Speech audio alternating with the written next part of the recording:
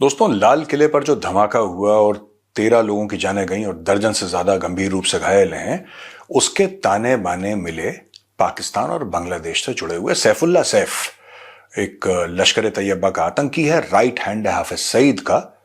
उसने मीटिंग करी वर्चुअली बांग्लादेश के कुछ टेरर मॉड्यूल से और टेरर सेल से। और जो उसने मीटिंग करी, एनआईए को, जो भारत की नेशनल इन्वेस्टिगेशन एजेंसी है, उसको ताने बाने जुड़े मिले फरीदाबाद की अल फलाह यूनिवर्सिटी से। अब आप ये समझिए दोस्तों, किस तरीके से प्याज की परत खुल रही है। धीरे धीरे प्याज की परत खुल रही है और पता लग रहा है, पहले सिर्फ यह शक था कि लोकल मॉड्यूल है, बाद में पता लगा कि नहीं, ये तो जैश ए मोहम्मद का मॉड्यूल है। अब पता लग रहा है इसमें बांग्लादेश भी शामिल है। यहां पे कुछ बांग्लादेशी ग्रुप्स हैं, बैंड इस्लामिक ग्रुप हिजबुल तहरीर, इसके जुबैर अहमद चौधरी और सैफ का राइट हैंड और जनरल सेक्रेटरी ऑफ मरकजी जमात अहले हदीस इब्तिसाम इलाही जहीर, ये सारे के सारे यानी कि लश्कर तैयबा, जैश मोहम्मद एक तरफ और दूसरी तरफ बांग्लादेश के जो रेडिकल इस्लामिस्ट आउटफिट्स हैं वो, और एक तरफ अल फलाह यूनिवर्सिटी। ये जो ताने बाने इसके जुड़ते हैं, कश्मीर से लेकर फरीदाबाद, फरीदाबाद से लेकर सहारनपुर, सहारनपुर से लेकर लखनऊ, लखनऊ से लेकर पाकिस्तान और पाकिस्तान से लेकर बांग्लादेश, ये एक इंट्रिकेट वेब है दोस्तों। अब धीरे धीरे इसके ताने बाने, ये तरह धागे खुल रहे हैं। अब पता लग रहा है कि यार, इतनी बड़ी साजिश हमारे शहरों में बैठ के हमारे बीच उन लोगों ने करी जिसपे हमें अंधा यकीन था यार। जो जाने गई, बहुत अफसोसनाक है यार, हर समय दिल में दर्द रहेगा उनके लिए, लेकिन अंधा यकीन था कि यार डॉक्टर ऐसा नहीं कर सकता। ये a doctor can never do this. और मुझे यही सोच सोच कर इतने दिनों से, ये देखिए, टेरर ये भारत में पहली बार तो हो नहीं रहा है। अफसोसनाक है, बहुत अफसोसनाक है, लेकिन पहली बार हो नहीं रहा है। We have faced this hundreds of times, लेकिन कभी ऐसा नहीं हुआ यार कि कोई ना, डॉक्टर साहब बोलते हैं, कोई डॉक्टर नहीं बोलता किसी को, इट्स ऑलवेज डॉक्टर साहब। I don't know this is anyway दोस्तों। अब ये बात है, यहां पे कहते हैं कि ट्राई एसीटोन ट्राई पेरोक्साइड ये इस्तेमाल करा गया। लोग कह रहे हैं कि एक तो अमोनियम नाइट्रेट था और दूसरा ये TATP, tri acetone tri peroxide. This is called the mother of Satan, शैतान की मां, मदर ऑफ सेटन बोला जाता है।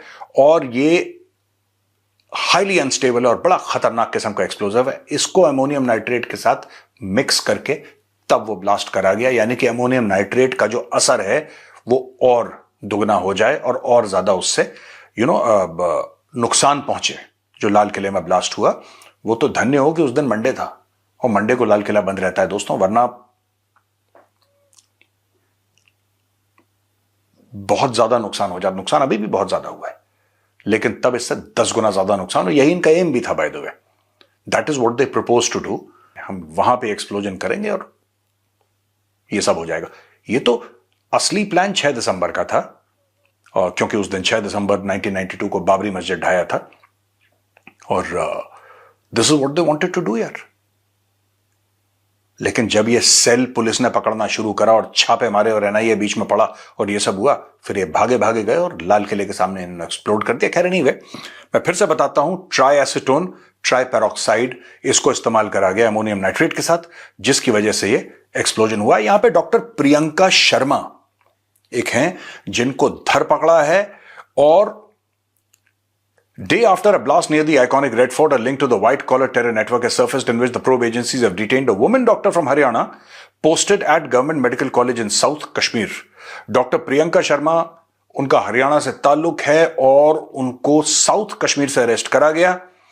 प्रियंका शर्मा, इनको अनंतनाग में पकड़ा गया और intelligence teams raided her accommodation and seized a mobile phone and SIM card for forensic analysis. Her name surfaced after the arrest of Adil, a former staff member at Government Medical College, Anantnag. Government Medical College, Anantnag में एक अदील नाम का शख्स था।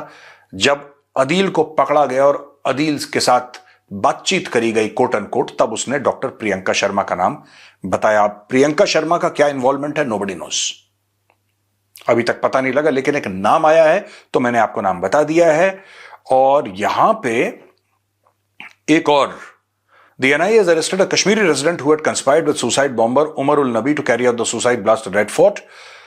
आमिर रशीद अली, संबूरा, पामपोर में है ये संबूरा, ये आमिर रशीद अली वहां का रहने वाला है। अब इसको भी धर पकड़ा है। Amir had come to Delhi to facilitate the purchase of the car, which was eventually used as a vehicle-borne improvised explosive device to trigger the blast. इसने कार का जुगाड़ करा था। ठीक है साहब, तो यहां तक अब ये पता लग पाया है। Forensically established the identity of the deceased driver to the vehicle-borne ID as Umar ul Nabi, a resident of Pulwama district who worked as an assistant professor in general medicine department in Al Falah University. NIA has so far examined 73 witnesses. 73 चश्मदीद गवाह हैं, witnesses हैं, जिनको examine करा गया है और working in close coordination Delhi police, JNK police, Haryana police, UP police and various sister agencies, NIA is continuing his investigations. अब ये जाल फैलता चला जा रहा है दोस्तों, पता नहीं कहां जाके रुकेगा यार ये। सहारनपुर, लखनऊ, फरीदाबाद, कश्मीर, बांग्लादेश, पाकिस्तान, हम लोगों में सच में शत्रुबोध बिल्कुल भी नहीं है, बिल्कुल भी नहीं है। We have no sense that there is danger. और हम में से कई लोग बांग्लादेश से चाह रहे हैं कि हाथ मिलाना और पाकिस्तान के साथ क्रिकेट मैच क्यों नहीं हो सकता। आई डोंट नो, कभी कभी ऐसा लगता है कि हम सिर्फ खबरें आपको बताते हैं, that we are unable to do anything about it. Unable maybe to tell the government that this engagement with Pakistan and Bangladesh is not okay. They're taking advantage of this engagement and we should stop. यहां पे उमर अब्दुल्ला हैं जो जम्मू और कश्मीर के chief minister हैं। उन्होंने बोला कि भाई आपने डॉक्टर उमर नबी का घर क्यों तोड़ दिया, इससे लोगों को बुरा लगेगा और रिसेंटमेंट आएगी।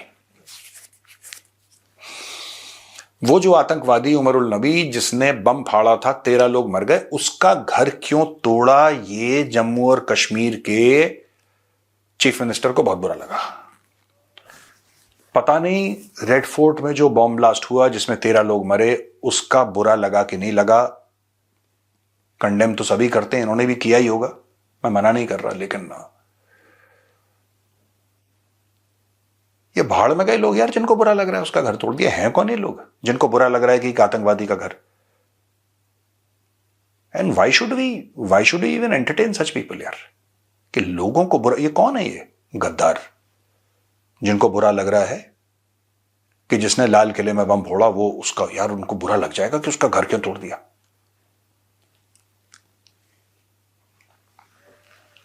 और ये उमर अब्दुल्ला बोल रहे हैं कि बुरा लग जाएगा। अगर आतंकवाद रुक जाता किसी का घर उड़ाने से, तो कब तक ये रुक चुका होता। अब तक पहलगाम के बाद भी आपने इतने घर उड़ाए, कुछ हुआ क्या? इससे कुछ नहीं होता है, एंगर और रिसेंटमेंट बढ़ती है, लोगों में गुस्सा बढ़ता है। देखिए उमर अब्दुल्ला साहब, ऐसा है कि सरकार ने और फौज ने तो पूरी कोशिश करी, ठीक है, कि सब कुछ ठीक हो जाए।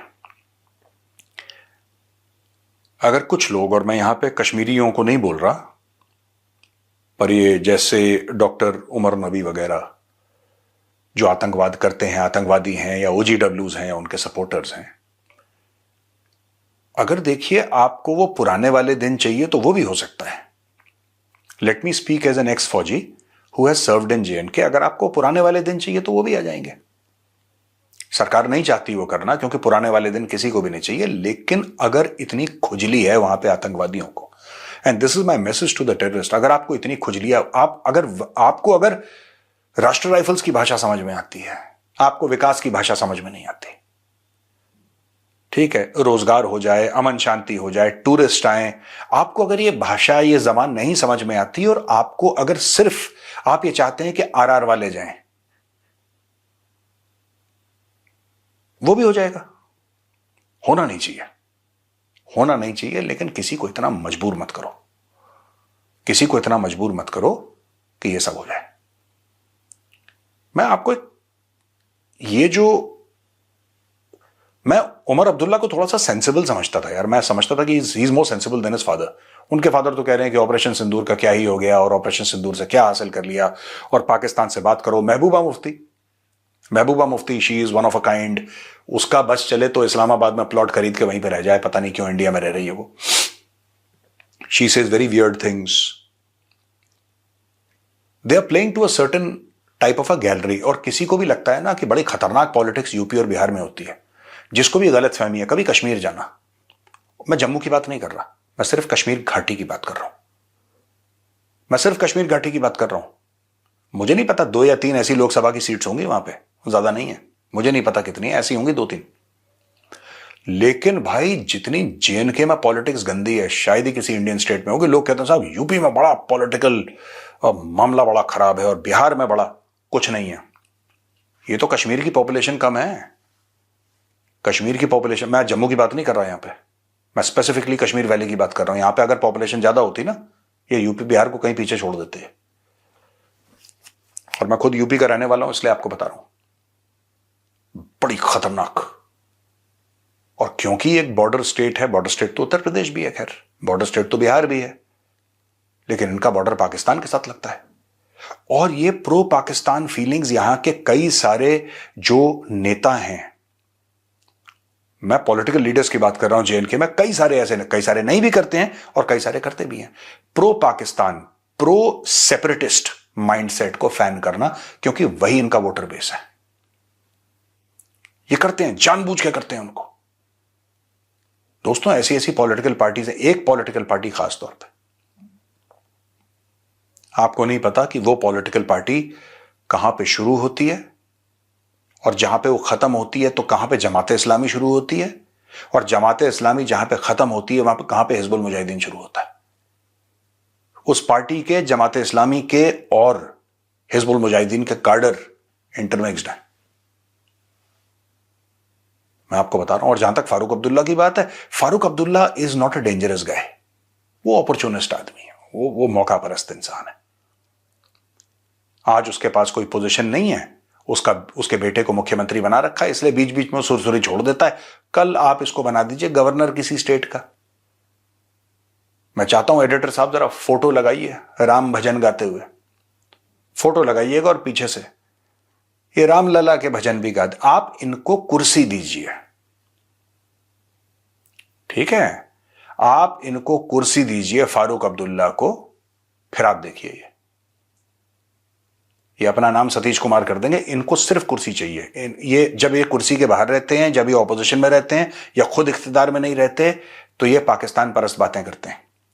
ये प्रो पाकिस्तान के साथ बात होनी चाहिए, पाकिस्तान के साथ ये होना चाहिए, ये होना चाहिए। और जो स्टोन पेल्टर्स हैं, इन्हीं का स्टेटमेंट है वो हमारे तो बच्चे हैं, वो आजादी के लिए लड़ रहे हैं, ये सारी की सारी बातें करते हैं। आप अभी फारूक अब्दुल्ला को बनाइए गवर्नर।